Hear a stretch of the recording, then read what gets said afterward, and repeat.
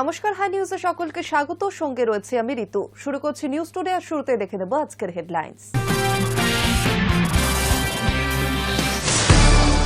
নেতাজি ইন্ডোরে বিএলএদের সঙ্গে এসআইআর এর বৈঠক। জন্মের শংসাপত্রগত সমস্যার কারণে প্রধানমন্ত্রী ও স্বরাষ্ট্রমন্ত্রীকে তোপ দাগলেন মুখ্যমন্ত্রী মমতা বন্দ্যোপাধ্যায়। পূর্ব ঘোষণা মতো নিজের দল ঘোষণা করলেন হুমায়ুন কবির। নাম জনতা উন্নয়ন পার্টি। সভামঞ্চ থেকে নিজের দল ঘোষণার পাশাপাশি সরাসরি নির্বাচন নিয়ে মুখ্যমন্ত্রীকে চ্যালেঞ্জ ছুড়লেন হুমায়ুন। ডায়মন্ড হারবার মডেল এবার উত্তর দমদমে। চন্দ্রিমার কেন্দ্রে শুরু সেবাশ্রয়। উত্তর দমদম এবং নিউ ব্যারাকপুর এই দুটি পুরসভা মিলিয়ে মোট 38টি ক্যাম্প হবে। উন্নয়নের রাজনীতির পাশে জনতা। মহারাষ্ট্র স্থানীয় নির্বাচনে বিপুল জয় উচ্ছ্বসিত মোদী। গেরুয়া শিবিরের মহারাষ্ট্র জয় আসনে উন্নয়নের রাজনীতির জয়। এক স্যান্ডেলে বার্তা মোদী। মনরেগার নাম পরিবর্তন করার বিল এনেছিল কেন্দ্রীয় সরকার। এবার সেই বিলই আইনে পরিণত হল। রাষ্ট্রপতি দ্রৌপদী মুর্মু এতে অনুমোদনও দিয়েছেন। ডিসেম্বরের শেষ সপ্তাহে বাড়ছে ট্রেনের টিকিটের দাম। আগামী 26শে ডিসেম্বর 2025 থেকে সাধারণ শ্রেণীর নন এসি এবং এসি ট্রেনের ভাড়ায় বাড়তি টাকা গুনতে হবে যাত্রীদের।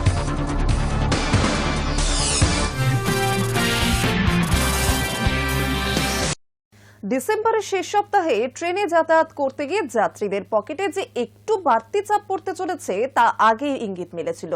সেই জল্পনাতেই শিলমোহর দিল ভারতীয় রেল। আগামী 26শে ডিসেম্বর 2025 থেকে সাধারণ শ্রেণী, নন এসি এবং এসি ট্রেনের ভাড়ায় বাড়তি টাকা গুনতে হবে যাত্রীদের। ডিসেম্বরের শেষ সপ্তাহে ট্রেন যাতায়াত করতে গিয়ে যাত্রীদের পকেটে যে একটু বাড়তি চাপ পড়তে চলেছে তা আগেই ইঙ্গিত করা হয়েছিল রেলের তরফে। রবিবার সেই প্রকল্পের জল্পনাতে শিলমোহর দিল ভারতীয় রেল। আগামী 26শে ডিসেম্বর 2025 থেকে সাধারণ শ্রেণী, নন এসি এবং এসি ট্রেনের ভাড়ায় বাড়তি টাকা গুনতে হবে যাত্রীদের। যদিও রেল স্পষ্ট করে জানিয়ে দিয়েছে এই ভাড়া বৃদ্ধি খুবই সীমিত, কিলোমিটার পিছু পয়সার হিসেব।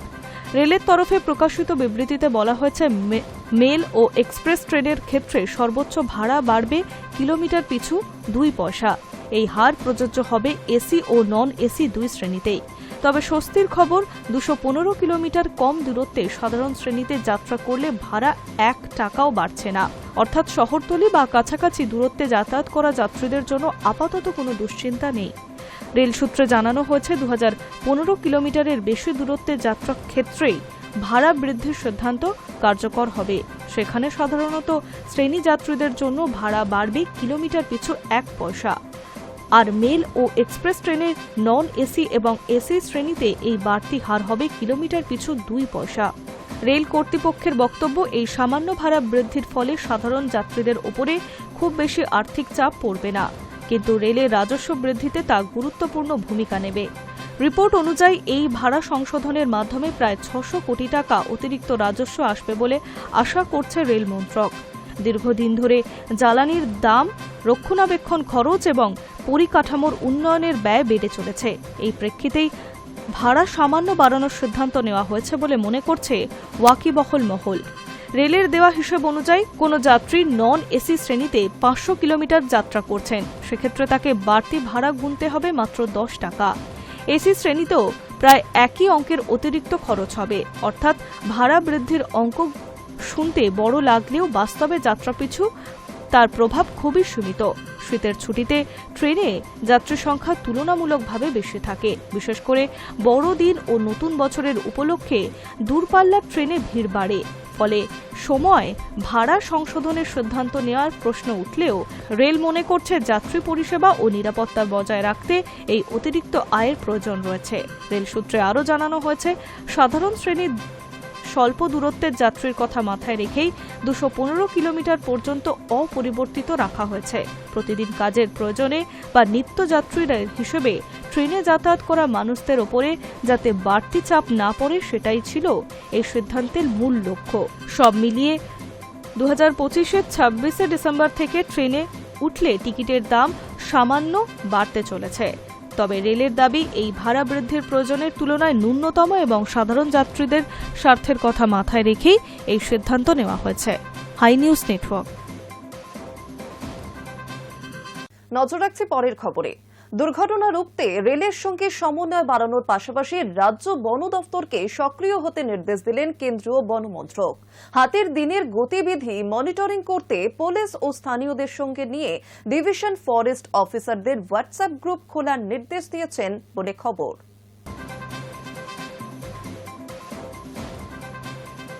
দুর্ঘটনা রুখতে রেলের সঙ্গে সমন্বয় বাড়ানোর পাশাপাশি রাজ্য বন দপ্তরকে সক্রিয় হতে নির্দেশ দিলেন কেন্দ্রীয় বন মন্ত্রক। হাতির দিনের গতিবিধি মনিটরিং করতে পুলিশ ও স্থানীয়দের সঙ্গে নিয়ে ডিভিশন ফরেস্ট অফিসারদের হোয়াটসঅ্যাপ গ্রুপ খোলার নির্দেশ দেওয়া হয়েছে।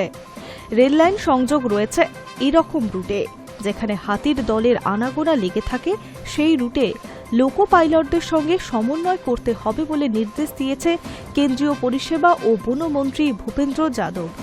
ইতিমধ্যেই পশ্চিমবঙ্গ সহ উড়িষ্যা, অসম, ঝাড়খণ্ড ও বাংলাদেশ মিলিয়ে হাতিদের 1100টি হটস্পট চিহ্নিত করা হয়েছে, যেখানে রেললাইন সংযোগ রয়েছে।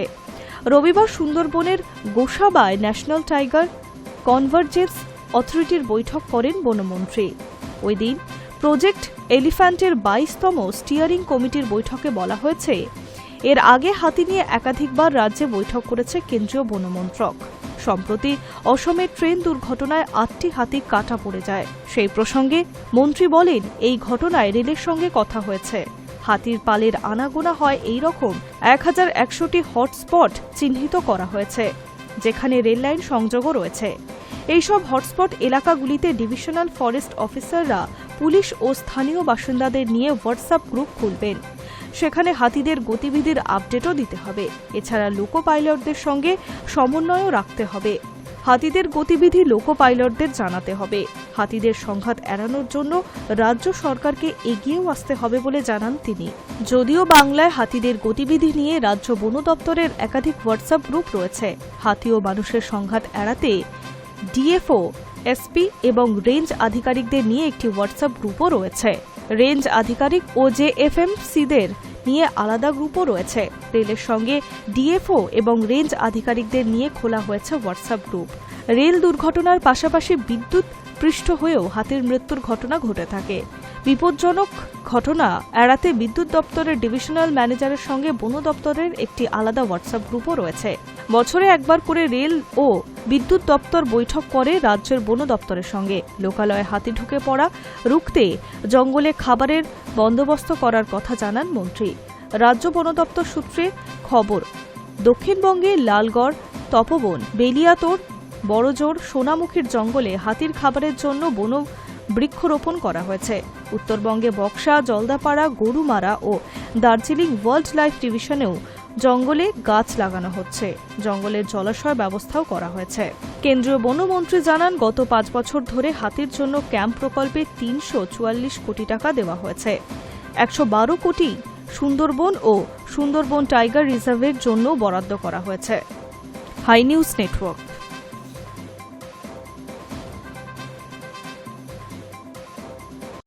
মহাত্মা গান্ধীকে নিয়ে কেন্দ্র রাজ্য টানাপোড়েন চলছে। সদ্য 100 দিনের কাজ প্রকল্পের নাম বদল করেছে কেন্দ্র। সংসদে শীতকালীন অধিবেশনে সেই বিল পাশও হয়েছে। নাম বদল হয়েছে রাজ্য সরকারের একই ধাঁচের প্রকল্পটিরও। এবার কর্মশ্রী প্রকল্পের নাম মহাত্মাশ্রী করা নিয়ে মুখ্যমন্ত্রী মমতা বন্দ্যোপাধ্যায়ের প্রস্তাবে শিলমোহর দিলেন রাজ্যপাল।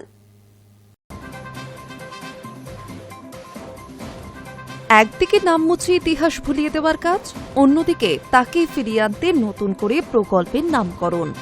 মহাত্মা গান্ধীকে নিয়ে কেন্দ্র রাজ্য টানাপোড়েন চলছেই। সত্যই দরিদ্র মানুষের কর্মসংস্থানের জন্য 100 দিনের কাজের প্রকল্পের নাম বদল করেছে কেন্দ্র। সংসদে শীতকালীন অধিবেশনে সেই বিল পাশ হয়েছে।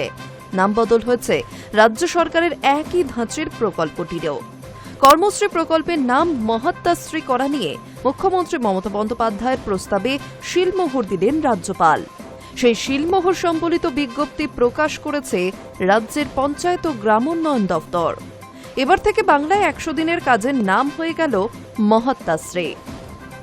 গত 18 ডিসেম্বর বুধবার মাঝরাতে সংসদে দীর্ঘ তর্ক বিতর্কের পর 100 দিনের কাজের নাম বদলের বিলটি পাশ হয়ে গিয়েছে। মনরেগা অর্থাৎ Mahatma Gandhi national rural employment guarantee act বা মনরেগা প্রকল্পের নাম বদলে হয়েছে ভিবিজি রামজি। এভাবে একটি জনকল্যাণমূলক প্রকল্পের নাম থেকে জাতির পিতা মহাত্মা গান্ধীকে মুছে ফেলার চেষ্টা হয়েছে বলে সরব হন বিরোধীরা। তৃণমূলের জনপ্রতিনিধিরা রাতভর সংসদের সামনে ধর্নায় বসেছিলেন। এই নিয়ে তীব্র প্রতিবাদ জানান মুখ্যমন্ত্রী মমতা বন্দ্যোপাধ্যায়। প্রস্তাব করেন রাজ্যের কর্মশ্রী প্রকল্পের নাম বদল করে মহাত্মা গান্ধীর নাম অনুসারে হোক মহাত্মাশ্রী। মুখ্যমন্ত্রীর এই প্রস্তাবকে শিলমোহর দিয়েছেন রাজ্যপাল সিভি আনন্দ বোস। শনিবার এই সংক্রান্ত বিজ্ঞপ্তিতে জানানো হয়েছে, এখন থেকে কর্মশ্রী প্রকল্পের নাম হবে মহাত্মাশ্রী।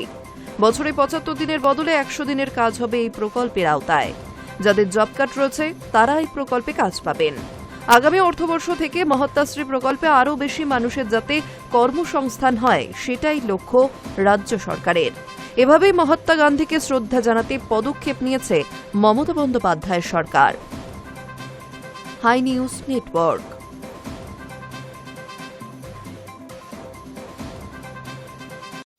মনরেগা বা MGNREG এর নাম পরিবর্তন করে Viksit Bharat guarantee for Rozgar and Ajeevika mission বা VBG-রামজি করার বিল এনেছিল কেন্দ্রীয় সরকার। এবার সেই বিলই আইনে পরিণত হল। রাষ্ট্রপতি দ্রৌপদী মুর্মু এতে অনুমোদন দিয়েছেন।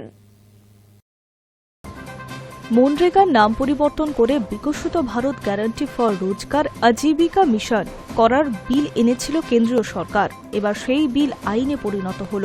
রাষ্ট্রপতি দ্রৌপদী মুর্মু এতে অনুমোদনও দিয়েছেন। বৃহস্পতিবার দুপুরে লোকসভায় পাশ হয়েছিল এই রামজি বিল। রাজ্যসভায় পাশ হয়েছিল মধ্যরাতে। তারপর তা পাঠিয়ে দেওয়া হয়েছিল রাষ্ট্রপতির কাছে। অবশেষে রবিবার সেই বিল স্বাক্ষর করেছে রাষ্ট্রপতি দ্রৌপদী মুর্মু। এই আইনে 100 দিনের কাজের পরিমাণ 100 দিন থেকে বাড়িয়ে 125 দিন করা হয়েছে। অন্যদিকে কেন্দ্রীয় বরাদ্দ 90% থেকে কমিয়ে 60% করা হয়েছে। কেন্দ্রের এই সিদ্ধান্তের বিরুদ্ধে ইতিমধ্যে সরব হয়েছে বিরোধীরা। যদিও গোটা বিষয়টা থেকে বেশি বিতর্ক সৃষ্টি হয়েছে প্রকল্প থেকে মহাত্মা গান্ধীর নাম বাদ দেওয়াকে কেন্দ্র করে। ইস্যুটি নিয়ে সরব হয়েছে কংগ্রেস, তৃণমূল কংগ্রেস সহ বিরোধী দল। এই সিদ্ধান্তের বিরুদ্ধে সুর চড়িয়ে ইতিমধ্যেই রাজ্যের কর্মশ্রী প্রকল্পের নাম বদলে মহাত্মা গান্ধীর নামে মহাত্মাশ্রী রাখার সিদ্ধান্ত নিয়েছে পশ্চিমবঙ্গের মুখ্যমন্ত্রী মমতা বন্দ্যোপাধ্যায়। গত বৃহস্পতিবার ধনধান্য অডিটোরিয়ামে বাণিজ্য সম্মেলনে যোগ দেন মুখ্যমন্ত্রী। সেখানেই 100 দিনের কাজের প্রকল্পের নাম বদল নিয়ে সরব হয়েছেন তিনি। বলেন, মনরেগা থেকে মহাত্মা গান্ধীর নাম বাদ দেওয়া হলো কেন? লজ্জা হচ্ছে। আমরা জাতির জনককে ভুলে যাচ্ছি। এরপরই বাণিজ্য সম্মেলনের মঞ্চ থেকে কর্মশ্রী প্রকল্পের নাম মহাত্মাশ্রী নাম রাখা হবে বলে জানান মুখ্যমন্ত্রী। মুখ্যমন্ত্রী স্পষ্ট করেন, নেতাজি থেকে শুরু করে গান্ধীজি সমস্ত স্বাধীন ও সংগ্রামীদের তারা সম্মান দিতে জানেন। অন্যদিকে কংগ্রেস ও অন্যান্য বিরোধী দলের অভিযোগ, প্রকল্পের নাম থেকে গান্ধীজির নাম বাদ দেওয়া মানে জাতির জনককে অবমাননা করা। যদিও এই অভিযোগ খারিজ করে বিজেপি সরকার পাল্টা বক্তব্য, নরেন্দ্র মোদী সরকারের গান্ধীর আদর্শ মেনেই উন্নয়ন ও কর্মসংস্থার পথে হেঁটেছে। High news network. উন্নয়নের রাজনীতির পাশে জনতা। মহারাষ্ট্র স্থানীয় নির্বাচনে বিপুল জয়ে উচ্ছ্বসিত মোদি। এক্স হ্যান্ডেলের বার্তায় মোদির দাবি, গেরুয়া শিবিরের মহারাষ্ট্র জয় আসলে উন্নয়নের রাজনীতির জয়। রাজ্য জুড়ে 3300 বিজেপি কাউন্সিলর নির্বাচিত হয়েছেন। মহারাষ্ট্রের স্থানীয় নির্বাচনে বিজেপি এবং মহাজোটের বিপুল জয় উচ্ছ্বসিত প্রধানমন্ত্রী নরেন্দ্র মোদী। রবিবার সন্ধ্যায় এক্স হ্যান্ডেলের বার্তায় মোদির দাবি, গেরুয়া শিবিরের মহারাষ্ট্র জয় আসলে উন্নয়নের রাজনীতির জয়। সমাজ মাধ্যমে মোদি লিখেছেন, দ্বিধাহীনভাবে উন্নয়নের পাশে থেকেছে মহারাষ্ট্র। পৌর পরিষদ এবং পৌরসভা নির্বাচনে বিজেপি এবং মহাজোটের ওপর আস্থা রাখার জন্য আমি মহারাষ্ট্রের জনগণের কাছে ঋণী। এটি আমাদের জনমুখী উন্নয়ন পদ্ধতির প্রতি জনগণের আস্থার প্রতিফলন। মোদি আশ্বস্ত করেন, সরকার প্রতিটি নাগরিকের আকাঙ্ক্ষা পূরণের জন্য নতুন উদ্যমে কাজ করবে।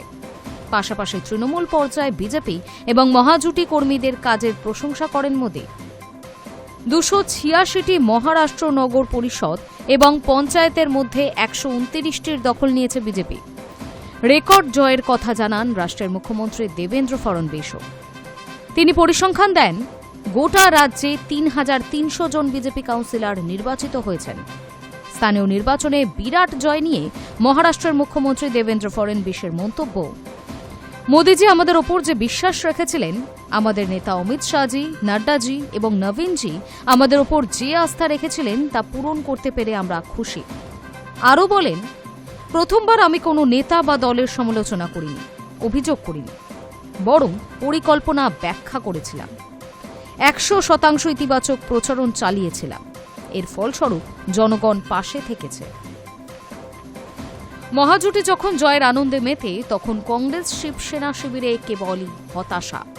হারের জন্য নির্বাচন কমিশনের বিরুদ্ধে পক্ষপাতিত্বের অভিযোগ এনেছে তারা। High news network. জম্মুতে নাশকতার ছক, এনআইএ দফতরের কাছে আস্থা করে মিলল চীনা অস্ত্র।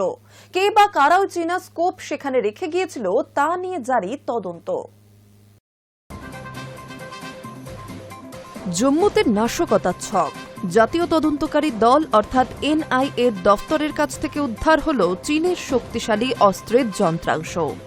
জম্মুর সিদ্রা অঞ্চলে এই অস্ত্রের যন্ত্রাংশ উদ্ধারের পর এলাকায় কড়া নিরাপত্তা জারি করা হয়েছে। শুরু হয়েছে তল্লাশি। পুলিশের তরফে জানা গিয়েছে, উদ্ধার হওয়ায় যন্ত্রাংশ আসলে চীনের অত্যাধুনিক অ্যাসল্ট রাইফেলের স্কোপ। অনেক দূর থেকে নির্ভুল লক্ষ্যভেদের জন্য রাইফেলের উপর ব্যবহার করা হয় এই যন্ত্র। পুলিশ সূত্রে জানা গিয়েছে, জম্মুর ওই এলাকায় 6 বছরের এক শিশুকে অদ্ভুত যন্ত্র নিয়ে খেলা করতে দেখে সন্দেহ হয় পুলিশের। কাছে গিয়ে বিষয়টি খতিয়ে দেখে তারা জানতে পারেন, যে বস্তুটি নিয়ে শিশুটি খেলছে তা আসলে অ্যাসল্ট রাইফেলের স্কোপ, যা প্রয়োজনে স্নাইপার রাইফেলেও বসানো যায়। এরপর পুলিশ আধিকারিকরা শিশুটির বাবা মায়ের সঙ্গে কথা বললে তারা জানান, সকালে ওই যন্ত্রটি বাড়ির কাছেই আবর্জনা স্তূপ থেকে কুড়িয়ে পেয়েছে শিশুটি। বিষয়টির গুরুত্ব তৎক্ষণাৎ সতর্কতা জারি করা হয়। এদিকে ঘটনার তদন্তে পুলিশের পাশাপাশি যুক্ত হয়েছে বিশেষ অপারেশন গ্রুপ এসওজি। কে বা কারা ওই চীনা স্কোপ সেখানে রেখে গিয়েছিল, এর সঙ্গে কোনো জঙ্গি যোগ রয়েছে কিনা সবটাই খতিয়ে দেখা হচ্ছে। সাধারণ মানুষের কাছে পুলিশের তরফে আর্জি জানানো হয়েছে আতঙ্কিত না হওয়ার জন্য। বিবৃতি দিয়ে জানানো হয়েছে, পরিস্থিতির ওপর আমাদের নজর রয়েছে, তদন্ত চলছে। আপাতত সাধারণ মানুষের ভয় পাওয়ার কোনো কারণ নেই। High news network. আকাশে উঠতেই হু হু করে কমে শূন্য হলো তেল।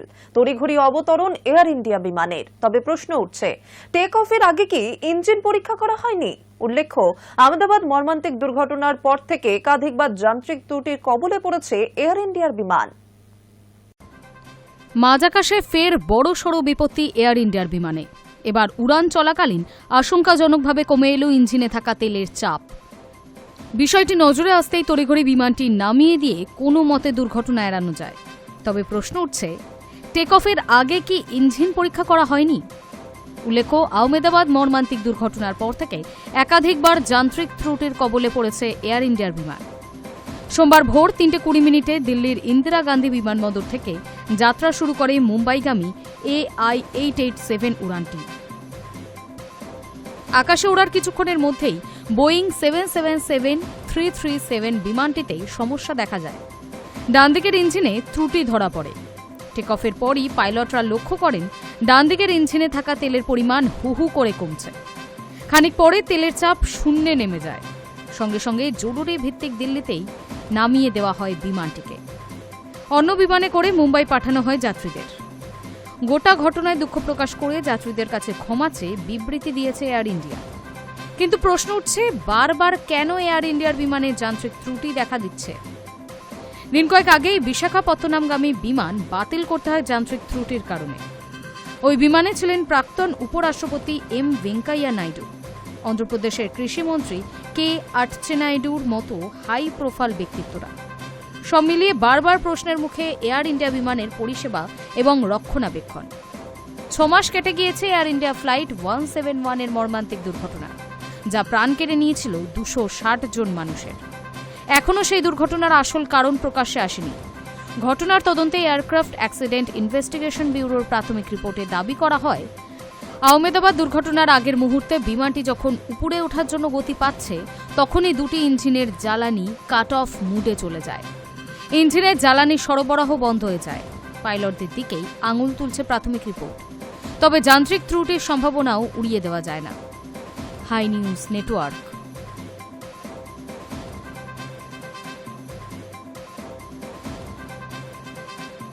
প্রখ্যাত সঙ্গীত শিল্পী এপি ঢিল্লো কনসার্ট অ্যাকোয়াটিকায়। শিল্পীর গানে মুগ্ধ নবপ্রজন্ম। রবিবার সন্ধ্যে 7টা থেকে শুরু হয় শিল্পীর কনসার্ট। উপস্থিত সকলেই মুগ্ধ শিল্পীর গানে।